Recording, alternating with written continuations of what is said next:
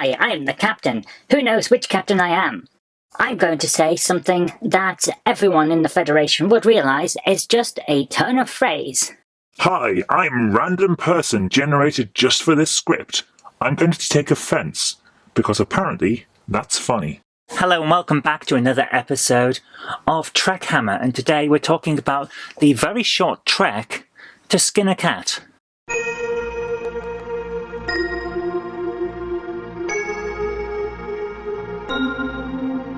So as a little joke at the start of the video might have told you already, I'm not particularly keen on the style of humour that's in this particular episode.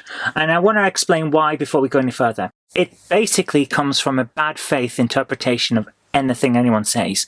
It's a type of interpretation that you see run rampant on Twitter, and if you've ever sat around on Twitter for a while and just said anything, even innocuous, someone will take offence, because that's just the way that particular website works. People try to score points, even though points mean nothing. We're not in the 80s anymore. You're not going down to the high score table and writing bum to try and impress all of the local scroats.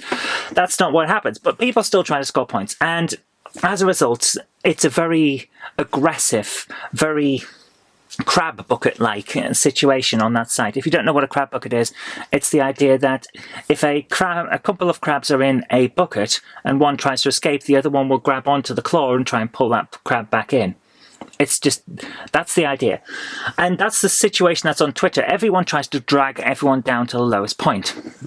But that's not how real life works, and that's certainly not how people who are adults in adult situations who are actually capable of talking to one another, like members of the Federation are, would act.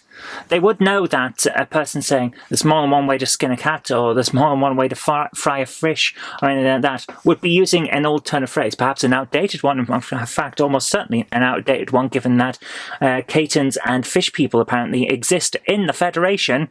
It would probably be regarded as racist and out of date, but people in a battle situation against the Klingon Empire, which is exactly what was going on at the start of that episode, would not be taking offence. They would probably speak to the captain after the situation is resolved and say, you know, we shouldn't really be using that type of terminology anymore, Captain. We're a welcoming situation, we're a welcoming community where we embrace all cultures. Leave any bigotry in your quarters. There's no room for it on the bridge. And that's what they would actually do. That's how the Federation works. So whoever wrote this didn't understand Star Trek, basically. I understand that they were trying to go for a joke. I understand that for some people it's probably funny.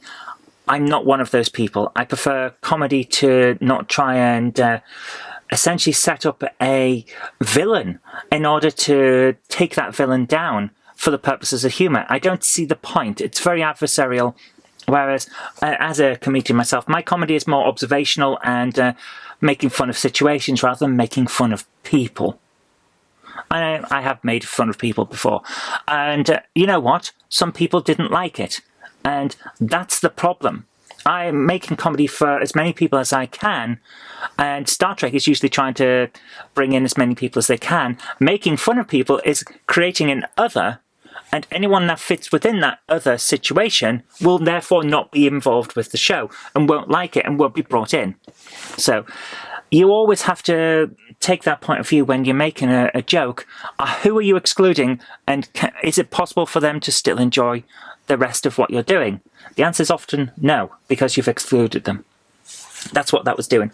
I've seen some commentaries saying that this is basically an anti-woke thing. I don't think it is. I think it's just a really badly written script where they were trying to put a point across of there's always someone out there who takes offence. Think, yes, we already knew that. Why did you think you needed to tell us?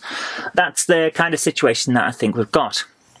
And it also gives an interesting resolution, because right at the end, with the Enterprise exploding, the obvious moral from this tale, if you can call it that, is that people not coming together and working together and instead choosing to fight and squabble over petty differences and petty turns of phrase and misspeaking causes problems in the long term that will take everyone down.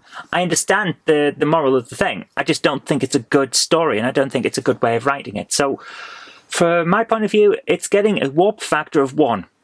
And you know why it's getting the warp factor of 1 rather than 0? The animation's pretty good.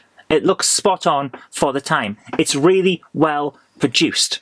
I like the way they put it together. It looks good. The animations are pretty damn good. Still don't know who the captain's supposed to be, because that's not April, that's not Pike, and it's not Kirk. And it's certainly not Spock, because Spock's there. So, I'm not sure who the captain is. It's a weird situation, but Spock's on the bridge, and so's Maris. So, it is the Enterprise? Also, it's the Enterprise from the outside when we see it. So, who's the captain? And why? It's a very strange situation. But anyway, the animation's good, so it gets a warp factor of 1. What did you think of this show? I'm pretty sure some of you liked it, and I'd love to hear your comments and how you interpreted it compared to how I did. Let's have a conversation about it. I always like that in the comment section down below. But until next time, I've been Zoe Kirk Robinson. You've been watching TrekHammer. Live long and prosper. I'll see you next time. If you like the show, please consider supporting me on Patreon. It really does help create future videos. That's patreon.com/Zoe Kirk Robinson. And I've got an extra special thanks going out to Chief89, Sam Yates, Retro Mickey 82, Mo Henry, and George Bortorini. Thank you so much, guys.